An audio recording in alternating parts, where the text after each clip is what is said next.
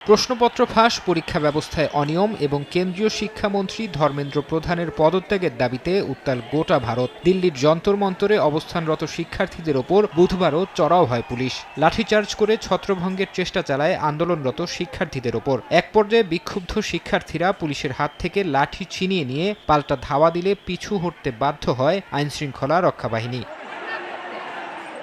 সোমবারের পার্লামেন্ট অভিমুখে লং মার্চে পুলিশের লাঠিচার্জ ও সহিংসতার প্রতিবাদে রাজপথে নেমেছেন বিরোধী নেতারা। প্রধানমন্ত্রীর বাসভবনের সামনে বিক্ষোভ দেখাতে গিয়ে বিরোধী দলীয় নেতা রাহুল গান্ধী আটক হওয়ার ঘটনাকে গণতন্ত্রের ওপর আঘাত হিসেবে আখ্যা দিয়েছে থালাপতি বিজয়ের দল টিভিকে।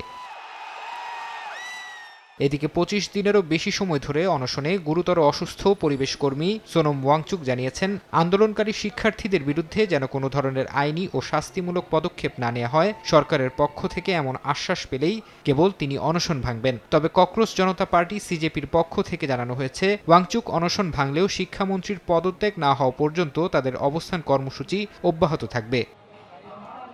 শিক্ষার্থীদের এই অরাজনৈতিক আন্দোলনকে ঘিরে ভারত জুড়ে ব্যাপক সাড়া পড়েছে। বলিউড তারকা সালমান খান সহ অমি বৈদ্য, নাসিরুদ্দিন শাহের মতো বিশিষ্ট ব্যক্তিরা সামাজিক যোগাযোগ মাধ্যমে শিক্ষার্থীদের সাহসী ও শান্তিপূর্ণ আন্দোলনের প্রতি সমর্থন জানিয়েছেন।